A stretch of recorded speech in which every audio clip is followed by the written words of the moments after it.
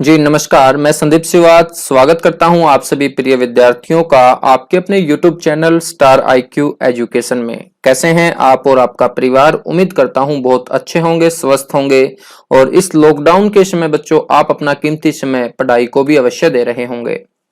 तो प्यारे बच्चों, आज से हम इस YouTube चैनल के माध्यम से आपको सबसे पहले HSSC द्वारा कंडक्ट किए गए 2019 वर्ष 2020 के एग्जाम्स का सॉल्यूशन करवाएंगे।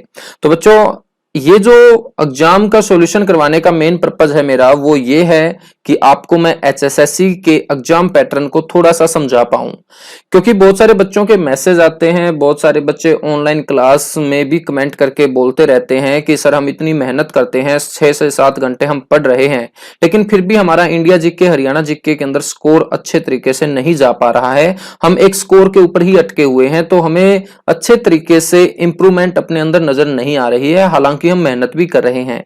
देखिए बच्चों, मेहनत सभी करते हैं, लेकिन जो सभी करते हैं हमें उनके साथ नहीं चलना है, हमें थोड़ा सा उनसे अलग होना पड़ेगा। क्योंकि देखिए, जब सभी मेहनत कर रहे हैं तो एग्जाम सभी के लिए होगा, लेकिन जॉब किसी किसी के लिए होगी जो अलग तरीके से अपनी तैयारी करता होगा। अब ये अलग तरीका क्या है? ये है एग्जाम पैटर्न को समझना।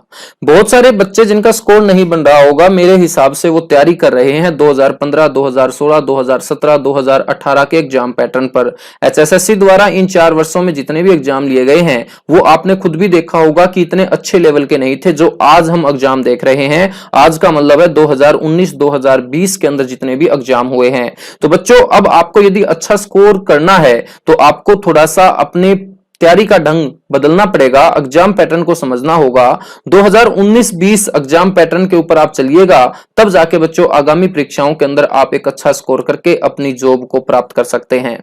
तो आइए देखिएगा, आज से मैं आपको 2019-20 के अंदर HSSC द्वारा जितने भी एग्जाम कंडक्ट किए गए हैं उन्हीं एग्जाम का सबसे पहले सॉल्यूशन करवाऊंगा। बच्चों, एक बार आप एग्जाम पैटर्न समझ जाएंगे, उसके बाद आपको कोचिंग लेने में भी मजा आएगा, ऑनलाइन बैच लेने में भी मजा आएगा। बच्चों, सबसे पहले हमें जो मेन बात है वो है एग्जाम पैटर्न को समझना। मैं बहुत सारे YouTube चैनल के ऊपर, बहुत सारे ऑनलाइन चैनल के ऊपर टीचर्स को देखता रहता हूं, जो वो पढ़ा रहे हैं वो आज सेम 2015, 2016, 2017 का ही एग्जाम पैटर्न आपको पढ़ा रहे हैं, इसलिए आपका स्कोर नहीं जा रहा है। तो आपको थोड़ा सा अपना एग्जाम पैटर्न चेंज करना होगा। और किस तरीके से क्वेश्चन पूछे गए हैं इंडिया जीके या हरियाणा जीके से, वो हरियाणा जीके जिसे सभी बच्चे सिर्फ 1-2 किताब पढ़ने के बाद बहुत आसान बोलते हैं, हालांकि बच्चों ये वास्तविकता नहीं है। आप हरियाणा जीके को आसान समझते हैं, लेकिन आप देखेंगे कि IT इंस्ट्रक्टर के अंदर हरियाणा जीके का लेवल एकदम डिफरेंट नजर आएगा, बहुत जबरदस्त लेवल हरियाणा जीके का गया है। तो यदि आप हरियाणा जीके, जिसे HSSC के एग्जाम की रीढ़ की हड्डी बोला जाता है, उसके अंदर आपको अच्छा स्कोर करना है तो 2019-2020 एग्जाम पैटर्न के आधार पर हरियाणा जीके आपको तैयार करनी पड़ेगी। तो आइए आज से हम स्टार्ट कर रहे हैं, और आज सबसे पहले मैं जिस पेपर का सॉल्यूशन आपको करवाने वाला हूं बच्चों, ये पेपर है IT इंस्ट्रक्टर का। IT इंस्ट्रक्टर के advertisement number 12 2019, category number 30, computer operator programming assistant instructor theory का ये एग्जाम है, जो मॉर्निंग सेशन में HSSC द्वारा कंडक्ट किया गया था। किस प्रकार के क्वेश्चन पूछे गए हैं आइए हम देखते हैं, और बहुत ईमानदारी के साथ आपको बने रहना है। इसी YouTube चैनल के माध्यम से हम सारी की सारी आपको एग्जाम से संबंधित वीडियोस, एग्जाम से संबंधित इंफॉर्मेशन देते रहेंगे। तो सबसे पहला जो क्वेश्चन है बच्चों, सबसे पहला जो क्वेश्चन है वो आपको नजर आएगा यहां। जनवरी 2019 में भारत के सबसे लंबे 300 metre single lane steel cable suspension bridge का उद्घाटन किस भारतीय राज्य में हुआ था? तो यदि आप जानते हैं इसका आंसर तो जल्दी से बताइएगा। अरुणाचल प्रदेश, मणिपुर, नागालैंड, त्रिपुरा, ये 4 ऑप्शन HSSC IT इंस्ट्रक्टर के एग्जाम में डाले गए थे। तो यदि आप जानते हैं इस क्वेश्चन का आंसर तो जल्दी से बच्चों कमेंट करके मुझे बताइएगा आप। मैं आपको बता देता हूं कि यह भारत का सबसे लंबा स्टील केबल सस्पेंशन पुल है, ध्यान रखेंगे, जिसका उद्घाटन जनवरी 19 में हुआ और इसका उद्घाटन किया बच्चों मुख्यमंत्री पेमा खांडू ने। तो पेमा खांडू मैंने नाम बता दिया है मुख्यमंत्री का, और आप सभी जानते हैं ये जो मुख्यमंत्री है कौन से राज्य के हैं बच्चों, अरुणाचल प्रदेश के हैं। किसके हैं? अरुणाचल प्रदेश। तो ये क्वेश्चन मोस्ट इंपोर्टेंट है, आगामी परीक्षाओं के लिए भी ध्यान रखेंगे। भारत का सबसे लंबा स्टील केबल सस्पेंशन पुल, इसका उद्घाटन कौन से राज्य में किया गया है? अरुणाचल प्रदेश में। अरुणाचल प्रदेश आप सभी जानते हैं भारत का सबसे पूर्वी राज्य है। सबसे पूर्वी राज्य है तो बच्चों सूर्य भी पूर्व में निकलता है। तो भारत का वो राज्य जहां सबसे पहले सूर्य दिखाई देता होगा वो कौन सा है? अरुणाचल है। अरुणाचल का मतलब ही होता है जिसके आंचल में सबसे पहले अरुण आए, और अरुण किसका पर्यायवाची है? सूर्य का पर्यायवाची है। तो बच्चों अरुणाचल के आगे सूर्य ऑलरेडी बैठा है, तो भारत के अरुणाचल प्रदेश में ही सूर्य सबसे पहले उदय होता है, ये आपको ध्यान रखना है। अरुणाचल प्रदेश का पुराना नाम भी मोस्ट इंपोर्टेंट है, आपसे पूछ सकता है। और अरुणाचल प्रदेश का पुराना नाम बच्चों नेफा होता था। क्या होता था? नेफा। ठीक है। 15 अगस्त 1947 को आजादी के बाद ये सारा का सारा क्षेत्र नेफा कहलाता था। नेफा की फुल फॉर्म होती है नॉर्थ ईस्ट फ्रंटियर एजेंसी, या हम हिंदी में बोल सकते हैं उत्तर पूर्व सीमांत एजेंसी। और नेफा को ही बच्चों फिर 1987 में पूर्ण राज्य का दर्जा दे दिया जाता है अरुणाचल प्रदेश के नाम से, ये भी आपको ध्यान रखना है। ठीक है बच्चों, ये जो पुल है स्टील केबल सस्पेंशन पुल, ये अरुणाचल प्रदेश के सियांग जिला, कौन सा जिला है? सियांग जिला, ध्यान रखेंगे। सियांग जिला जिसकी सीमा बच्चों चाइना के साथ भी लगती है। और अरुणाचल प्रदेश के सियांग जिले में ये जो पुल है ये बनाया गया है कौन सी नदी के ऊपर? इसी नदी के ऊपर। सियांग एक नदी भी है, ये भी आप ध्यान रखेंगे। सियांग नदी के ऊपर इस पुल को बनाया गया है, जो अरुणाचल प्रदेश के दो कस्बों को जोड़ने का काम करेगा, जिसमें एक का नाम है यंग कियोंग और दूसरे का नाम है तुतिंग। तो यंग कियोंग को तुतिंग से जोड़ेगा भारत का सबसे लंबा स्टील केबल सस्पेंशन पुल। सारी की सारी बातें आप आसानी से समझ चुके होंगे, उम्मीद करता हूं। नेक्स्ट क्वेश्चन देखते हैं। नेक्स्ट क्वेश्चन है, जब भारत एक स्वतंत्र राष्ट्र बना था उस समय ब्रिटिश प्रधानमंत्री कौन थे? आसान सा क्वेश्चन है, पूछा गया, जल्दी से बताइएगा यदि आप जानते हैं इसका आंसर। ऑप्शन ए है Sir Winston Churchill, option B है लॉर्ड माउंटबेटन, ऑप्शन सी है क्लाइमेट एटली, ऑप्शन डी है विस्काउंट वेवेल। तो बच्चों आप सभी जानते होंगे इसका आंसर रहेगा क्लाइमेट एटली। जब भारत स्वतंत्र हुआ था उस समय बच्चों इंग्लैंड के अंदर कौन सी पार्टी की सरकार थी? ये भी आपसे क्वेश्चन पूछा जा सकता है, वो आपको ध्यान रखना है। लेबर पार्टी की सरकार थी। कौन सी पार्टी की? लेबर पार्टी की सरकार थी। ठीक है, और प्रधानमंत्री थे क्लाइमेट एटली। नेक्स्ट क्वेश्चन की तरफ बढ़ते हैं। नेक्स्ट क्वेश्चन है, राष्ट्रीय नदी संरक्षण निदेशालय भारत सरकार के किस विभाग के तहत काम करता है? तो जल्दी से बताइएगा कि राष्ट्रीय नदी संरक्षण निदेशालय भारतीय सरकार के कौन से डिपार्टमेंट के अंडर काम करता है? ऑप्शन ए है जल संसाधन नदी विकास और गंगा कायाकल्प मंत्रालय, ऑप्शन बी है पर्यावरण वन और जलवायु परिवर्तन मंत्रालय, ऑप्शन सी है पेयजल और स्वच्छता मंत्रालय, ऑप्शन डी है पृथ्वी विज्ञान मंत्रालय। तो बच्चों इस क्वेश्चन का जो करेक्ट आंसर होगा वो होगा पर्यावरण वन और जलवायु परिवर्तन मंत्रालय। तो देखिएगा एक जबरदस्त क्वेश्चन यहाँ पूछा गया है, एक लेंथी क्वेश्चन है जो आपका समय भी लेगा और बच्चों आपको समझ के भी इसका आंसर देना होगा। तो दोनों बातों का आपको एग्जाम में ध्यान रखना होता है, समय का भी और क्वेश्चंस का करेक्ट आंसर देने का भी। तो ये जो क्वेश्चन है एक जबरदस्त क्वेश्चन जिसका आंसर मैं बता चुका हूं, ऑप्शन बी पर्यावरण वन और जलवायु परिवर्तन मंत्रालय। नेक्स्ट क्वेश्चन देखते हैं। नेक्स्ट क्वेश्चन है, मोहिनी अट्टम किस राज्य का एक शास्त्रीय नृत्य रूप है? तो जल्दी से बताइएगा। देखिएगा एक सुंदर सी लेडी जो यहाँ पे नृत्य की मुद्रा में आपको नजर आएगी, ये जो नृत्य है ये मोहिनी अट्टम है। मोहिनी अट्टम बच्चों बताइएगा कौन से राज्य का एक शास्त्रीय नृत्य है? मोहिनी होता क्या है? मोहिनी का मतलब होता है एक जादू वाली महिला। ठीक है, मोहिनी एक अवतार भी है जो विष्णु भगवान के अवतार माने जाते हैं, और विष्णु भगवान के अवतार मोहिनी के नाम पे ही इस नृत्य का नाम है मोहिनी अट्टम। तो जल्दी से बताइएगा ये किस राज्य का एक शास्त्रीय नृत्य है? Option A Tamil Nadu, option B Andhra Pradesh, option C Kerala, option D Karnataka. और बच्चों इसका जो करेक्ट आंसर होगा आप सभी जानते हैं वो केरला है। क्या है? केरला। मोहिनी अट्टम किसके द्वारा किया जाता है? महिलाओं के द्वारा किया जाता है, और आपको जो ये सुंदर सी महिला नजर आएगी ये मोहिनी अट्टम नृत्य की मुद्रा में ही आपको नजर आ रही है। केरल का एक और शास्त्रीय नृत्य है जिसका नाम है कथकली। क्या है? कथकली। करेले की कथा आपने छोटी सी ट्रिक कभी सुनी होगी।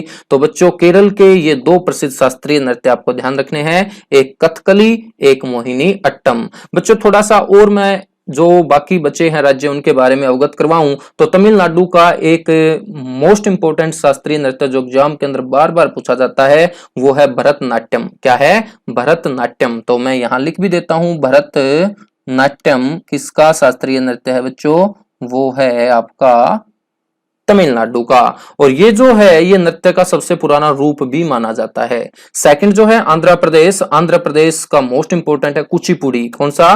कुचिपुड़ी। और कुचिपुड़ी से बच्चों क्वेश्चन आपसे पूछा गया हरियाणा जीके के अंदर कि हिसार में नवीन जिंदल की पत्नी शालू जिंदल कौन से प्रसिद्ध नृत्य से जुड़ी हुई हैं? तो बच्चों शालू जिंदल जो नवीन जिंदल की पत्नी है, जो स्टील किंग माने जाने वाले ओम प्रकाश जिंदल की पुत्र वधू हैं, वो कौन से शास्त्रीय नृत्य से जुड़ी हुई हैं? वो बच्चों इसी कुचिपुड़ी नृत्य की प्रसिद्ध नृत्यांगना है। और कुचिपुड़ी आंध्र प्रदेश का प्रसिद्ध शास्त्रीय नृत्य है। कर्नाटक की हम बात करें तो कर्नाटक का शास्त्रीय नृत्य है यक्षगान। क्या है? यक्षगान। हम बात करें और यूपी के अंदर शास्त्रीय नृत्य है कथक। क्या है बच्चों? कथक। ठीक है। बिहार और पश्चिम बंगाल का शास्त्रीय नृत्य है छऊ। क्या है? छऊ। तो ये भी इंपॉर्टेंट है, आपके एग्जाम के अंदर पूछा जा चुका है कि छऊ कहाँ का प्रसिद्ध नृत्य है। आपको ध्यान रखना है ये पश्चिम बंगाल और बिहार का प्रसिद्ध नृत्य है। नेक्स्ट क्वेश्चन की तरफ बढ़ते हैं। नेक्स्ट क्वेश्चन है निम्नलिखित में से किसने 12वीं सदी में त्रावड़ी और हांसी के किलों की स्थापना की थी? तो बच्चों बताइएगा 12वीं सदी के अंदर इनमें से कौन प्रसिद्ध शासक था? तो आपको रटना नहीं होता है, आपको शासक देखना होता है कि अकबर जो है वो 12वीं सदी में नहीं था, वो तो बच्चों 16वीं सदी के अंदर था। मोहम्मद गोरी जरूर थे, पृथ्वीराज चौहान जरूर थे और बाबर भी 12वीं सदी में नहीं थे। तो मोहम्मद गोरी और पृथ्वीराज चौहान में से ही आंसर होगा। और त्रावड़ी और हांसी के किलों का निर्माण बच्चों किसने करवाया? पृथ्वीराज चौहान ने। पृथ्वीराज चौहान कौन सी सदी के प्रसिद्ध योद्धा थे? आपको ध्यान रखना है 12वीं सदी के पृथ्वीराज चौहान, जो बच्चों पृथ्वीराज तृतीय के नाम से भी प्रसिद्ध हैं। ध्यान रखेंगे तो पृथ्वीराज तृतीय को ही पृथ्वीराज चौहान बोला जाता है, जिन्होंने बच्चों तरावड़ी के अंदर तीन युद्धों में से 2 युद्धों के अंदर लड़ने का काम किया था। तरावड़ी के अंदर 3 युद्ध हुए हैं जिसे आप तराइन के युद्ध भी बोलेंगे। सबसे पहला 1191 के अंदर, दूसरा 1192 में। 1191 ईस्वी के अंदर लड़ा गया पृथ्वीराज चौहान और मोहम्मद गोरी के बीच ये युद्ध। इसमें बच्चों पृथ्वीराज चौहान की जीत हुई थी। 1192 में पृथ्वीराज चौहान की हार हुई थी और भारत के अंदर मुस्लिम सत्ता आई थी। उसके बाद बच्चों दास वंश की नींव डली थी कुतुबुद्दीन ऐबक के द्वारा। हांसी के किला भी पृथ्वीराज चौहान के द्वारा ही बनाया गया है, ये भी आप यहां से क्वेश्चन ध्यान रखेंगे। तरावड़ी का एक पुराना नाम भी है, तरावड़ी का एक पुराना नाम तो आप समझ ही चुके हैं, तराइन। तराइन और तरावड़ी के बीच में भी बच्चों इसका एक नाम पड़ा।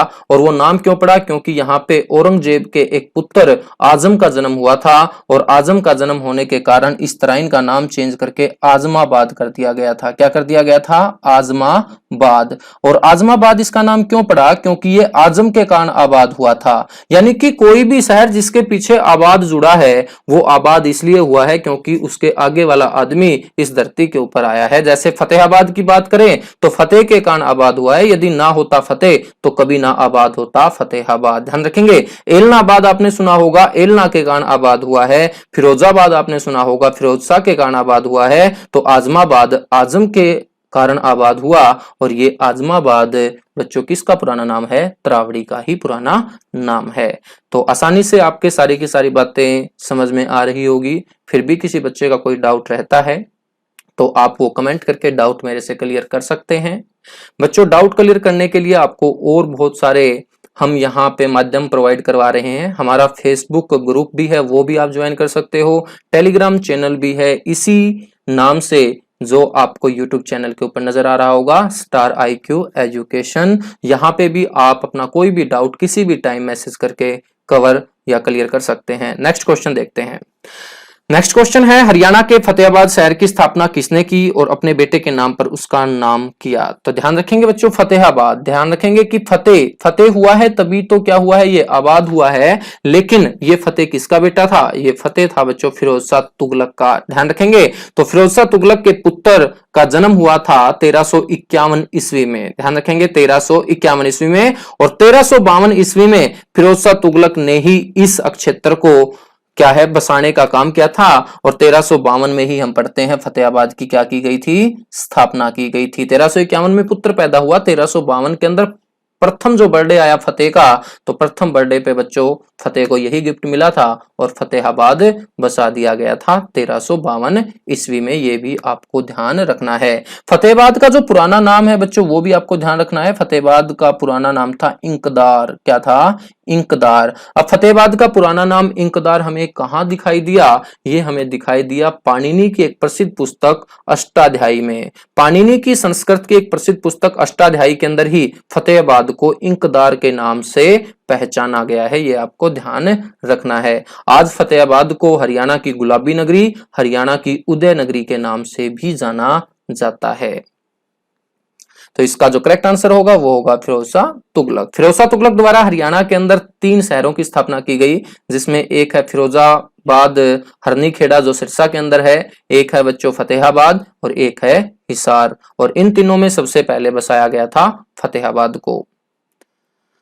नेक्स्ट क्वेश्चन है, हरियाणा में पहला महिला पुलिस स्टेशन कहां खोला गया? पहला महिला पुलिस स्टेशन आप बोल सकते हो गुलाबी थाना बोल सकते हो, महिला पुलिस थाना बोल सकते हो। तो आप सभी जानते हैं ये बच्चों खोला गया था मनसा देवी कॉम्प्लेक्स पंचकुला के अंदर, और इसका जो करेक्ट आंसर होगा वो होगा ऑप्शन सी। और सबसे पहला जो महिला पुलिस स्टेशन है बच्चों, इसकी शुरुआत हुई थी 29 अगस्त 2015 को। ध्यान रखेंगे शुरुआत की मैं बात कर रहा हूं, यदि उद्घाटन आपसे पूछ ले तो उद्घाटन आपको नजर आ रहा होगा यहाँ पे 28 अगस्त। तो यहां से 2 हमारे क्वेश्चन बनेंगे। एक होगी बच्चों उद्घाटन यानी कि इनॉग्रेशन किसी भी चीज का, और इनॉग्रेशन होने के बाद वो चीज जब अपना काम शुरू करती है उसे हम बोलेंगे शुरुआत। क्या बोलेंगे? शुरुआत। तो एक एक वर्ड के अंदर आपका आंसर छुपा होता है, जिक्के के अंदर रटना नहीं है आपको एक भी बात, आपको चीजों को समझना है। जब आपसे क्वेश्चन यहां पूछ ले कि हरियाणा में पहला महिला पुलिस थाने की शुरुआत कब हुई, तो आपका आंसर होना चाहिए यहां 29 अगस्त 2015। लेकिन आपसे पूछ ले कि मुख्यमंत्री मनोहर लाल खट्टर द्वारा पहला महिला पुलिस स्टेशन का उद्घाटन कब किया गया था, तो बच्चों आपका आंसर होना चाहिए 28 अगस्त 2015। और जब इसकी शुरुआत हुई थी 29 अगस्त 2015 को, उस दिन रक्षाबंधन था, और रक्षाबंधन के दिन ही हरियाणा के अंदर पहला महिला पुलिस थाने की क्या हुई थी? शुरुआत हुई थी। तो उम्मीद करता हूं कि आपको जीके का रोल धीरे धीरे समझ में आ रहा होगा। कुछ बच्चे 29 अगस्त रट लेते हैं, लेकिन रटना नहीं है बच्चों, आपको समझना है। पहले क्वेश्चन को देखना है कि क्या आपसे पूछा गया है, उसके बाद आपको ठंडे दिमाग से आंसर देना होता है। नेक्स्ट क्वेश्चन देखते हैं। नेक्स्ट क्वेश्चन है हमारा, विशेष पशुधन बीमा योजना का उद्देश्य है किसको लाभ प्रदान करना? तो आप सभी जानते हैं कि बच्चों विशेष पशुधन बीमा योजना शुरू की गई हरियाणा के झज्जर जिले के अंदर सबसे पहले, और उस समय हरियाणा के कृषि मंत्री होते थे ओम प्रकाश धनखड़। तारीख थी 29 महीना था जुलाई का, वर्ष था 2016। तो 29 जुलाई 2016 को बच्चों शुरुआत की गई थी। ध्यान रखेंगे ये जो पशुधन बीमा योजना है इसका उद्देश्य किसको लाभ प्रदान करना है? ऑप्शन ए है गुमंतु खानाबदोश परिवार वर्तमान में हरियाणा में जो है उनको, या सुअर पालन में लगे परिवारों को, या अनुसूचित वर्ग से संबंधित परिवार जो पशुधन के पालन में लगे हुए हैं उनको, या पशुपालन में शामिल परिवारों को। तो बच्चों ऑप्शन डी इसका करेक्ट आंसर होगा। पशुपालन के अंदर चाहे कोई भी परिवार लगा हो, सभी परिवार के लोगों को यह पशुधन बीमा योजना देने का सरकार का उद्देश्य है, जिसकी शुरुआत 29 जुलाई 2016 को झज्जर से की गई थी। उद्घाटन किया था ओम प्रकाश धनखड़ ने। और ये जो योजना है ये पशुधन विभाग के अंतर्गत आती है। 100 रुपए में आप पशुओं का बीमा करवा सकते हैं। और बच्चों जो बड़े पशु होंगे जिसके अंदर हम गाय, भैंस, ऊंट ये ले सकते हैं। छोटे पशुओं का जो बीमा है वो मात्र 25 रुपए में आप करवा सकते हैं। छोटे पशुओं में आपकी बकरी, भेड़, सुअर ये शामिल होंगे। और बच्चों यदि आप अनुसूचित वर्ग से आते हैं तो आपका जो बीमा है वो बिल्कुल फ्री ऑफ कॉस्ट किया जाएगा। तो सारी की सारी बातें आपके समझ में आ चुकी होगी। नेक्स्ट क्वेश्चन देखते हैं। वर्तमान में हरियाणा विधानसभा में विपक्ष के नेता कौन है? ध्यान रखें, जल्दी से बताइएगा। हरियाणा विधानसभा वर्तमान में, तो सबसे पहले मेरे को बताइएगा आप कौन सी विधानसभा वर्तमान में चल रही है चंडीगढ़ के अंदर? 14वीं विधानसभा चल रही है बच्चों, ठीक है। इलेक्शन हुआ 2019 के अंदर 14वीं विधानसभा का, और इस 14वीं विधानसभा में विपक्ष के नेता कौन है? जल्दी से बताइएगा।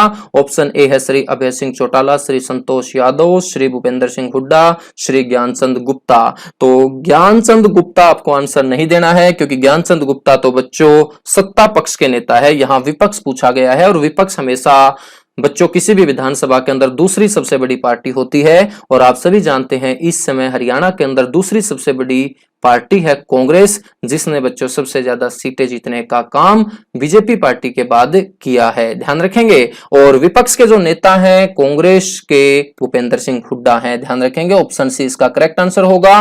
भूपेंद्र सिंह हुड्डा से हमारा एक क्वेश्चन और बनेगा कि 14वीं विधानसभा के जो चुनाव 2019 में हुए, तो बच्चों सभी विधायकों में से सबसे बड़ी जीत दर्ज करने वाले विधायक कौन बने हैं? भूपेंद्र सिंह हुड्डा ही बने हैं, ध्यान रखेंगे। तो 90 विधायकों में से जिसने अपने प्रतिद्वंद्वी को सबसे ज्यादा वोटों के अंतर से हराया है वो भूपेंद्र सिंह हुड्डा, जो बच्चों रोहतक जिले के किलोई विधानसभा क्षेत्र से विधायक चुने गए हैं। नेक्स्ट क्वेश्चन है, निम्नलिखित में से कौन हरियाणा सरकार द्वारा हाल ही में घोषित पशु संजीवनी सेवा की विशेषता नहीं है? तो यहां बच्चों पशु संजीवनी सेवा की शुरुआत की गई हरियाणा के अंदर वर्ष 2018 में। बच्चों पशु संजीवनी सेवा के अंतर्गत ही पशुपालकों को टोल फ्री नंबर भी दिया गया है। तो पशुपालकों के लिए हरियाणा में टोल फ्री नंबर कौन सा है? तो आप बोलेंगे 1962, 1962 बच्चों टोल फ्री नंबर है। यदि आप पशु पालते हैं और पशुओं को कोई भी बीमारी हो जाती है तो आप इस टोल फ्री नंबर पर कॉल करके परामर्श ले सकते हैं। और पशु संजीवनी सेवा जो 2018 में शुरू की गई, इसका क्या क्या क्राइटेरिया है? कौन सी जो ये चार ऑप्शन आपको नजर आ रहे हैं, उन चार में से कौन सा वो ऑप्शन पशु संजीवनी सेवा के अंतर्गत नहीं आता है? ऑप्शन ए है पशुधन के लिए गुणवत्तापूर्ण पशु चिकित्सा सेवाएं और स्वास्थ्य देखभाल सुविधाएं, तो बच्चों ये आती है। नेक्स्ट है पशु चिकित्सा सेवाएं मोबाइल पशु चिकित्सा क्लिनिकों के माध्यम से प्रदान किया जाना, ये भी आती है। मोबाइल क्लिनिक 24x7 घंटे बच्चों आपके क्या रहेंगे? उपलब्ध होंगे, ये भी आपका आंसर है। उपचार और दवाओं के लिए एक मामूली शुल्क का भुगतान किया जाना, बच्चों सबसे पहले जब इसे शुरू किया गया था तो फ्री ऑफ कॉस्ट किया गया था, तो कोई मामूली शुल्क नहीं लगेगा। तो बच्चों ये जो है ये हमारा आंसर होगा जो आपसे पूछा गया है। पशु संजीवनी सेवा की ये विशेषता नहीं है जो ऑप्शन 4 में आपको नजर आएगी।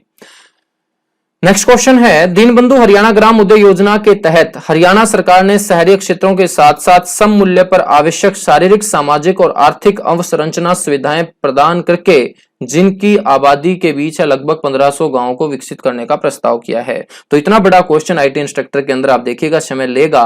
और बच्चों वैसे हम तुक्का तो लगा नहीं सकते हैं, जिनकी तैयारी अच्छी होती है उनको समझना होगा, समझने के साथ साथ टाइम का भी ध्यान रखना होगा। तो बच्चों हरियाणा सरकार द्वारा गांवों को विकसित करने के उद्देश्य से एक योजना चलाई गई थी जिसका नाम है दीनबंधु हरियाणा ग्राम उदय योजना। शहरों को विकसित करने के उद्देश्य से एक योजना चलाई गई थी जिनका नाम है मंगल सेन नगर विकास योजना। तो यहां से क्वेश्चन जाता है कि ग्राम उदय योजना कौन सी है? दीनबंधु, ठीक है। दीनबंधु किसे बोलते हैं? छोटू राम को बोलते हैं। शहरों के लिए कौन सी है? मैं भी बता चुका हूं, मंगल सेन, ठीक है। मंगल सेन जो बच्चों रोहतक से बिलोंग करते हैं, मंगल सेन हरियाणा के उप मुख्यमंत्री भी रह चुके हैं। तो बच्चों ये जो दीनबंधु हरियाणा ग्राम उदय योजना है इसके अंतर्गत 1500 गांवों को विकसित करने का प्रस्ताव हरियाणा सरकार द्वारा किया गया। लेकिन वो कौन से 1500 गांव हैं? वो 1500 गांव हैं बच्चों जिनकी जनसंख्या 3000 से 10,000 के बीच होगी, ध्यान रखेंगे। तो ये जनसंख्या का क्राइटेरिया आपको ऑप्शन में दिखाई देगा कि कौन कौन से वो 1500 गांव होंगे जिनका विकास सबसे पहले इस योजना के अंतर्गत हरियाणा सरकार द्वारा किया जाएगा। और इसका आपका आंसर बनेगा 3000 से 10,000 के बीच जनसंख्या वाले गांव इसके अंदर शामिल किए गए हैं। नेक्स्ट क्वेश्चन है, लूर नृत्य। लूर नृत्य मुख्यतः किस त्योहार के आसपास किया जाता है? तो जल्दी से बताइएगा, मोस्ट इंपोर्टेंट है। जितनी भी लड़कियां अभी अपनी क्लास के अंदर जुड़ी हुई हैं वो इसको आसानी से बता देंगी क्योंकि नृत्य सबसे ज्यादा लड़कियां ही करती हैं, ध्यान रखेंगे। हालांकि शादी हो रखी होगी तो सामने वाला आदमी नृत्य ज्यादा करेगा, लेकिन लड़कियां ही ज्यादा नृत्य में विश्वास रखती हैं? तो जल्दी से बताइएगा, लूर नृत्य मुख्यतः किस त्योहार के आसपास किया जाता है? सबसे पहले मैं आपको बता देता हूं, यहीं से आपको आंसर नजर आ जाएगा। लूर का अर्थ होता है बच्चों लड़की। क्या होता है? लड़की। तो एक बात स्पष्ट में, एक बात आपके समझ में आ चुकी होगी कि ये जो त्योहार, ये जो नृत्य है, ये सिर्फ लड़कियों के द्वारा ही किया जाता है, ध्यान रखेंगे। और वो जो त्योहार होता है बच्चों, वो होता है होली। होली से 15 दिन पहले ये किया जाने वाला नृत्य है। तो होली से 15 दिन पहले किए जाने वाले नृत्य का नाम है लूर, जिसका अर्थ होता है लड़की। लूर नृत्य बच्चों राजस्थान के अंदर भी किया जाता है, लेकिन वहां होली का कोई मैटर नहीं होता। शादी के अवसर के ऊपर भी एक जाति है गरासिया। कौन सी जाति है? राजस्थान के अंदर एक जनजाति है गरासिया। ये एक ऐसी जनजाति है जो गांव जाकर अपना जीवन चलाने का काम करती है। तो ये जो ग्रासिया जनजाति की महिलाएं हैं, ये राजस्थान के अंदर शादी के अवसर पर भी इस नृत्य को करते हुए आपको नजर आएंगी। ये जो हरियाणा के अंदर लूर नृत्य है, इस लूर नृत्य की विशेषता यह है कि इसके अंदर प्रश्न उत्तर किए जाते हैं। क्या किए जाते हैं? प्रश्न उत्तर। दो महिलाओं के द्वारा लाइनें बनाकर एक दूसरे की तरफ नाचते हुए आएंगी और बच्चों वो एक दूसरे के ऊपर कटाक्ष करेंगी, प्रश्न उत्तर करेंगी, और इस नृत्य का नाम है लूर नृत्य। लूर नृत्य कब किया जाता है? होली पे। और होली आप सभी जानते हैं बच्चों मार्च के महीने में आती है, और मार्च के महीने में ही हमारी एक फसल कटने को तैयार हो जाती है, और बच्चों वो फसल होती है रबी की फसल। तो रबी की फसल कटने के दौरान किया जाने वाला नृत्य भी कौन सा होता है? आपका लूर नृत्य होता है। क्वेश्चन कैसे भी आपसे एग्जामिनर पूछ सकता है, मात्र रटने से काम नहीं चलेगा। मैं बार बार बोलता हूं, यदि आप एक अच्छे एग्जाम पैटर्न को समझ के जॉब को लेना चाहते हैं तो बच्चों मेहनत करने से आपको बिल्कुल भी कतराना नहीं है, ध्यान रखेंगे। नेक्स्ट क्वेश्चन देखते हैं। कौन सा नृत्य है विशेष रूप से महिलाओं द्वारा किया जाता है? तो आप सभी जानते हैं, अभी मैंने आंसर दिया आपको, लूर का मतलब होता है लड़की, और लड़की के द्वारा ही किया जाने वाला नृत्य है आपका लूर। तो बच्चों डफ, धमाल, रासलीला, इसके अंदर पुरुष भी भागीदार होते हैं, लेकिन लूर नृत्य के अंदर सिर्फ महिलाएं ही आपका भाग लेती हैं। धमाल नृत्य सबसे पुराना नृत्य है जो महाभारत काल से चला आ रहा है। झज्जर और महेंद्रगढ़ के अंदर बच्चों ये प्रसिद्ध नृत्य है धमाल। ये जो है ये खुले आसमान में किया जाने वाला नृत्य है, चांदनी रात में, ध्यान रखेंगे। नेक्स्ट क्वेश्चन, हरियाणवी भाषा किस लिपि में लिखी जाती है? आसान सा क्वेश्चन है ये। हरियाणवी भाषा, हालांकि भाषा नहीं हरियाणवी बोली है, लेकिन हम हरियाणा से हैं तो इसे हम भाषा के रूप में ले रहे हैं, यहाँ क्षेत्रीय भाषा के रूप में ले रहे हैं। और हरियाणवी भाषा जो है ये लिखी जाती है कौन सी लिपि में? देवनागरी में, ध्यान रखेंगे। और बच्चों आपको ध्यान रखना है, आसान सा क्वेश्चन है, बहुत बार ये पूछा गया है।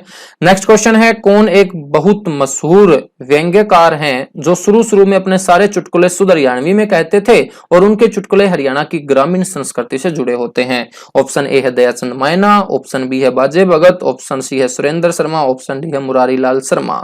तो बच्चों चुटकुले कौन सुनाता है इनमें से? आपने सुना भी होगा सुरेंद्र शर्मा को। सुरेंद्र शर्मा जिनका जन्म हुआ है 29 जुलाई 1945 को महेंद्रगढ़ के नांगल चौधरी के क्षेत्र में। तो सुरेंद्र शर्मा का संबंध भी आपसे पूछा जा चुका है, महेंद्रगढ़ इसका आंसर होगा। जन्म बच्चों में बता चुका हूं 29 जुलाई 1945 को। सुरेंद्र शर्मा को भारत का चौथा सबसे बड़ा सम्मान पद्मश्री भी मिल चुका है, और 2013 में इन्हें पद्मश्री से नवाजा गया था, ध्यान रखेंगे।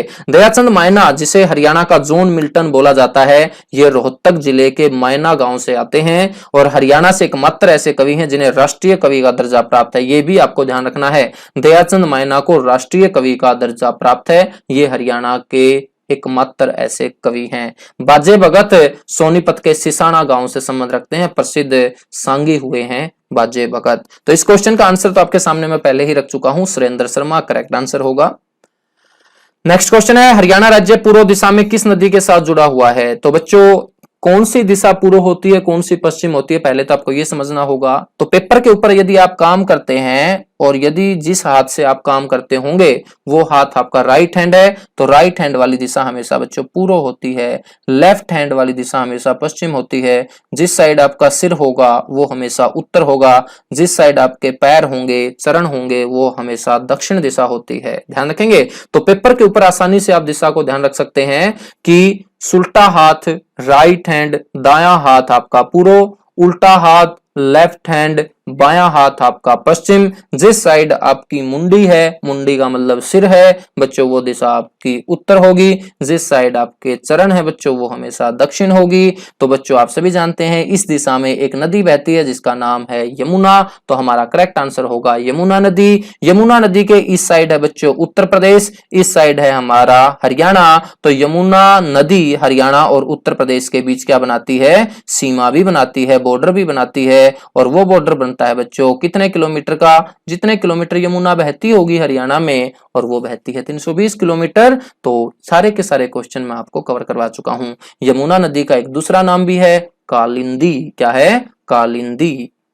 नेक्स्ट क्वेश्चन, हरियाणा के किस जिले के उत्तर पश्चिम में कुरुक्षेत्र जिला और पूर्व में उत्तर प्रदेश है। देखिए ऐसे जो क्वेश्चन हैं ये आपको रट्टाफिकेशन से नहीं आएंगे। अभी मैंने आपको समझाया कि आप इस तरीके से दिशाओं को देखेंगे तो बच्चों ये हुई पूर्व, ये हुआ पश्चिम, ये हुआ उत्तर, ये हुआ हमारा दक्षिण। तो दिशा से क्वेश्चन है तो सबसे पहले आप दिशा बनाइए। फिर आप सभी जानते हैं कि हरियाणा का वो कौन सा जिला है जिसके उत्तर पश्चिम में कुरुक्षेत्र है, यानी कि यहाँ उत्तर पश्चिम यहां होगा तो कुरुक्षेत्र यहां बैठा होगा। और पूर्व में उत्तर प्रदेश है तो पूर्व मैंने आपको ये बताया, तो यहां पे कौन होगा, उत्तर प्रदेश होगा। तो ऐसा कौन सा जिला है, ऑप्शन आप उठा के देखेंगे, ऑप्शन ए है करनाल। तो आप यदि करनाल को मानचित्र के ऊपर देखेंगे तो करनाल आपको यहां पे नजर आएगा मेरे भाई। कहां नजर आएगा, यहां नजर आएगा। तो करनाल के राइट हैंड में पूर्व है तो यूपी यहां हुआ।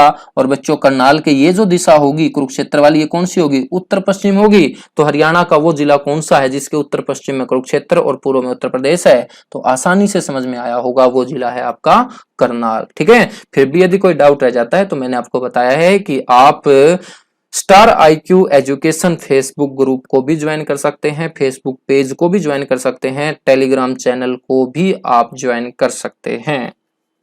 नेक्स्ट क्वेश्चन, हरियाणा का वन्य जीव अभ्यारण्य किस प्रशासन के अंतर्गत आता है। तो जल्दी से बताइएगा बच्चों, वन्य जीव अभ्यारण्य किस प्रशासन के अंतर्गत आता है। ऑप्शन ए है पर्यावरण विभाग, ऑप्शन बी है कृषि विभाग, ऑप्शन सी है वन विभाग, ऑप्शन डी है गृह विभाग। आजकल इस प्रकार के क्वेश्चन पूछता है, आसान सा क्वेश्चन है। वन्य जीव अभ्यारण्य हम कौन से टॉपिक में पढ़ते हैं, वन विभाग के अंदर, फॉरेस्ट डिपार्टमेंट के अंतर्गत ये आता है। और हरियाणा का जो फॉरेस्ट डिपार्टमेंट है बच्चों, इसकी स्थापना 7 दिसंबर 1989 को की गई थी, 1989। ये भी आपको क्वेश्चन ध्यान रखना है। नेक्स्ट है, मारकंडा नदी कहां से निकलती है। मारकंडा नदी आप सभी जानते हैं एक मौसमी नदी है, और गग्गर के बाद बच्चों दूसरी सबसे महत्वपूर्ण मौसमी नदी है हरियाणा की मारकंडा, जिसका दूसरा नाम है अरुणा। अंबाड़ा के अंदर ये सबसे पहले प्रवेश करती है। तो अंबाड़ा के ऊपर जो पहाड़ियां होंगी वहीं से ये निकलती होगी।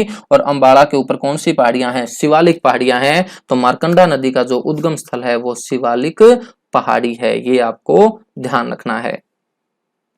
नेक्स्ट है, हरियाणा के राज्य वन विभाग की पहली राष्ट्रीय महिला प्रमुख कौन है। तो जल्दी से बताइएगा बच्चों, ये एक ऐसी महिला है जो किसी भी राज्य के फॉरेस्ट डिपार्टमेंट में सबसे प्रमुख पद के ऊपर नियुक्त की गई थी। तो भारत की ही पहली महिला है जो हरियाणा राज्य के वन विभाग के ऊपर इन्हें इतने बड़े शीर्ष पद के ऊपर नियुक्त किया गया। उस महिला का नाम है अमरिंदर कौर। क्या है, अमरिंदर कौर। 2015 में इन्हें वन विभाग का प्रमुख नियुक्त किया गया था। और ये कई बार क्वेश्चन एग्जाम में पूछा जा चुका है कि अमरिंदर कौर को कौन से राज्य के वन विभाग की बागडोर दी गई है, हरियाणा राज्य की। भारत की वो कौन सी महिला जो किसी राज्य के वन विभाग के शीर्ष पद पर नियुक्त की गई है, वो भी हमारा अमरिंदर कौर, जो पंजाब की रहने वाली है। नेक्स्ट क्वेश्चन है, हरियाणा के मंत्रालय का कौन सा विभाग मोरनी तेंदुआ प्रजनन केंद्र का रखरखाव करता है। ध्यान रखेंगे बच्चों, ठीक है। तो यहां तेंदुआ नहीं आएगा मेरे भाई, यहां तितर आएगा। क्या आएगा, तितर। ठीक है, तितर प्रजनन केंद्र जिसे हम फिसेंट भी बोल सकते हैं, वो मोरनी के अंदर ही है आपका। तो ये कौन सा डिपार्टमेंट इस प्रजनन केंद्र का रखरखाव करता है। तो बच्चों कौन से डिपार्टमेंट में आता है, ये फॉरेस्ट डिपार्टमेंट में ही आता है, वन विभाग ही इसका करेक्ट आंसर होगा। नेक्स्ट क्वेश्चन है, हरियाणा राज्य प्रदूषण नियंत्रण बोर्ड 2 दिसंबर को किस दिवस के रूप में मनाता है। तो जल्दी से बताइएगा बच्चों, ओजोन दिवस, पृथ्वी दिवस, पर्यावरण दिवस या प्रदूषण नियंत्रण दिवस। तो 2 दिसंबर को हरियाणा प्रदूषण नियंत्रण बोर्ड जब बना रहा है तो प्रदूषण नियंत्रण दिवस के रूप में ही मनाएगा। तो करेक्ट आंसर होगा ऑप्शन डी। नेक्स्ट है, ग्राम पंचायत प्रणाली में किसका एक महत्वपूर्ण स्थान होता है। तो ग्राम पंचायत के अंदर सबसे प्रमुख कौन होगा, सरपंच होगा भाई। कौन होगा, सरपंच होगा, ध्यान रखेंगे। ठीक है, सरपंच आज आप सभी जानते हैं गांव के अंदर गांव के जो वोटर हैं वो चुनते हैं, लेकिन 1978 से पहले बच्चों डायरेक्ट लोगों के द्वारा सरपंच नहीं चुना जाता था, पंचों के द्वारा चुना जाता था। सबसे पहले पंच चुने जाते थे और पंच अपने में से एक को सरपंच चुनते थे। लेकिन देवीलाल, ठीक है, चौधरी देवीलाल, जिन्हें ताऊ, जननायक, किंग मेकर, राजनीति का विषम पितामह इन नामों से जाना जाता है, उन्होंने 1978 के अंदर इस प्रथा को बंद कर दिया और उन्होंने बच्चों सरपंच का भी चुनाव आम जनता के हाथों करवाने का फैसला लिया। तो आपका जो ये क्वेश्चन है ये आपका मोस्ट इंपॉर्टेंट क्वेश्चन आपका बनेगा, ठीक है, तो ये आपको ध्यान रखना है। नेक्स्ट आपका जो क्वेश्चन है, निम्न में से कौन ग्राम पंचायत के राज्यों का एक स्रोत नहीं है, ठीक है, तो बच्चों जल्दी से बताइएगा। ग्राम पंचायत के राजस्व आएगा, यहाँ आप थोड़ा सा टाइप में गलती हुई है तो आप थोड़ा सा इसे ठीक करेंगे। तो जल्दी से बताइएगा, निम्नलिखित में से कौन सा कर, कौन सा टैक्स ग्राम पंचायत का आय का एक स्रोत नहीं है। तो बच्चों आयकर, भूमि कर, वाहन कर, मकान कर। तो जल्दी से बताइएगा कौन सा एक कर स्रोत नहीं है। तो बच्चों आयकर, ठीक है। इनकम टैक्स, आपने देखा होगा कि गांव के सरपंच के पास आप इनकम टैक्स नहीं भर के आते होंगे, ध्यान रखेंगे ना, ठीक है। भूमि कर, वाहन कर, मकान कर, ये ग्राम पंचायत के द्वारा टैक्स वसूला जाता है, ठीक है, और ग्राम पंचायत की आय का ये स्रोत होता है। नेक्स्ट है, उच्च न्यायालय में न्यायाधीशों की संख्या किसके द्वारा तय की जाती है। तो बच्चों आप सभी जानते हैं न्यायाधीशों की जो संख्या है वो भारत के राष्ट्रपति के द्वारा ही तय की जाएगी। तो ऑप्शन सी इसका करेक्ट आंसर होगा। नेक्स्ट क्वेश्चन है, हरियाणा के किस जिले में सोम्ब नदी पर, ये जो नदी है इसका नाम है बच्चों सोम्ब, यमुना की सहायक है ये सोम नदी।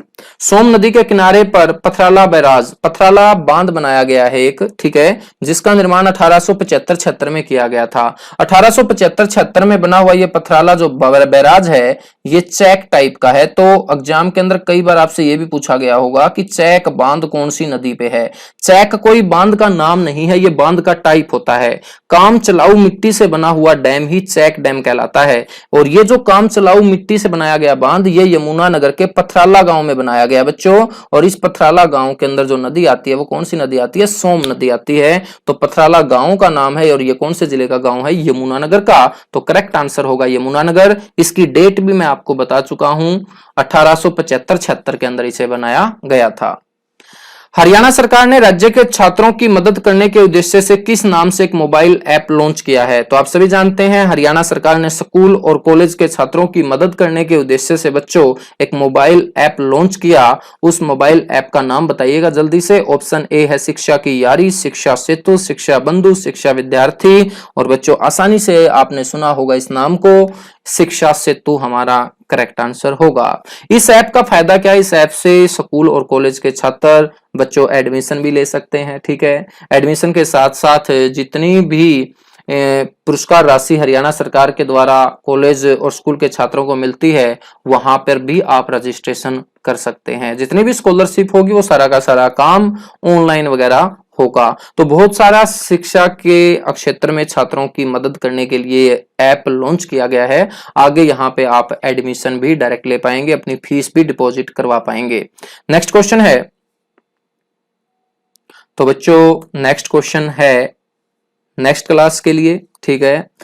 और उम्मीद करता हूं आपको ये वीडियो बहुत अच्छी लगी होगी। तो कोशिश करेंगे हम कि डेली आपको एक पेपर का सॉल्यूशन करवाते रहें ताकि आप एचएसएससी के पैटर्न को समझ सकें, किस प्रकार के क्वेश्चन आज पूछे जा रहे हैं। बेसिक लेवल के क्वेश्चन आपको आगे नहीं दिखाई देने वाले हैं। क्यों नहीं दिखाई देने वाले हैं, क्योंकि बच्चों आप सभी जानते हैं कि 3 से 4 हजार की पोस्ट के ऊपर 15 से 20 लाख कैंडिडेट एग्जाम देने जाते हैं। इतनी बड़ी भीड़ को हटाना है तो बच्चों एग्जामिनर द्वारा क्वेश्चंस का लेवल अच्छा तैयार करना ही करना पड़ेगा। तो उम्मीद करता हूं कि आप ईमानदारी के साथ लगे होंगे और अच्छे एग्जाम पैटर्न को समझ के तैयारी कर रहे होंगे। फिर भी आपको कोई प्रॉब्लम आती है तो आप जुड़े रहिएगा जब तक आपका सिलेक्शन नहीं होता है star IQ education YouTube channel पर, टेलीग्राम चैनल पर, फेसबुक ग्रुप में। तो मैं विदाई चाहता हूं आप सभी का एजुकेटर संदीप सिवाच। बाकी हम मिलेंगे नेक्स्ट क्लास में। धन्यवाद।